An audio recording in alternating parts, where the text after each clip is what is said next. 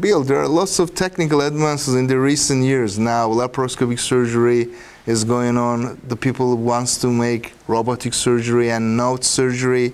And I mean, I would like to ask you, what's the role of open rectal cancer surgery? What's the, idea?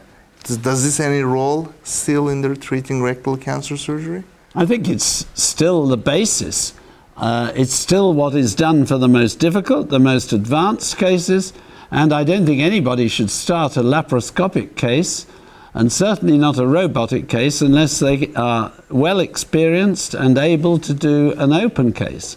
Really will be, sooner or later, something terrible happen if a patient has a disaster, the laparoscopic operation cannot proceed, and the surgeon cannot do an open TME, at least, which is a standard basic cancer operation, the removal of a defined field of spread of a common cancer. And I think everyone should be able to do an open TME before they tackle any of the other more modern, more expensive options.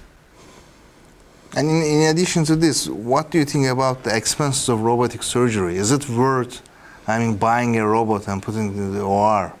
Is there an oncological advantage or quality of life advantage or any advantage with doing TME by robot?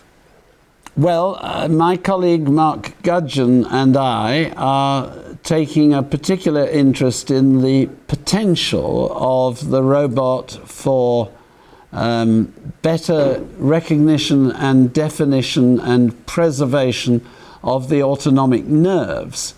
I doubt if it's going to improve over good laparoscopic surgery in the oncological dissections, and some of those, of course, have great difficulty because of the obliquity. Let us take laparoscopic surgery.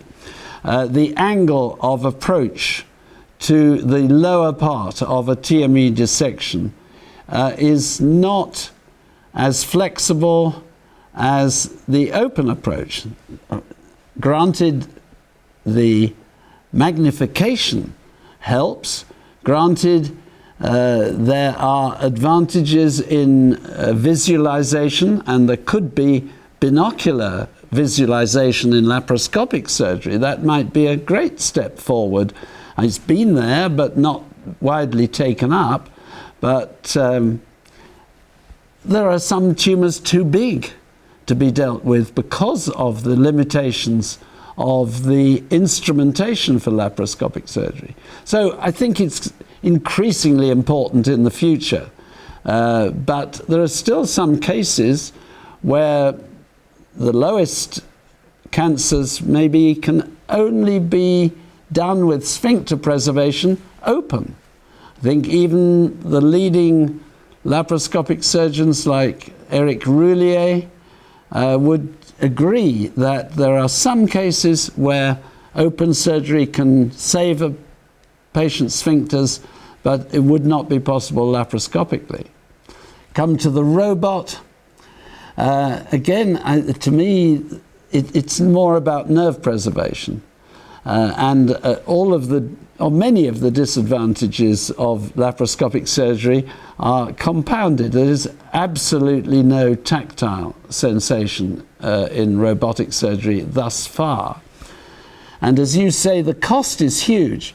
I feel that cost here enters a new ethical area in the sense that the possession by a hospital of a robot in places where the practice of surgery is a money-making business, as it often is in the United States. I think it has been in South Korea and various parts of the world. A hospital will get a robot in order to be a little bit like a supermarket with a loss leader.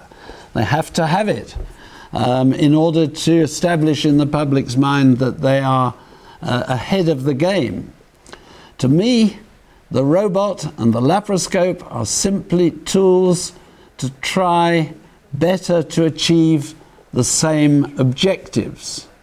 In other words, the perfect TME specimen, the perfect preservation of nerves around the TME specimen, and the optimal preservation of sphincters so that low stapled anastomosis can be effected.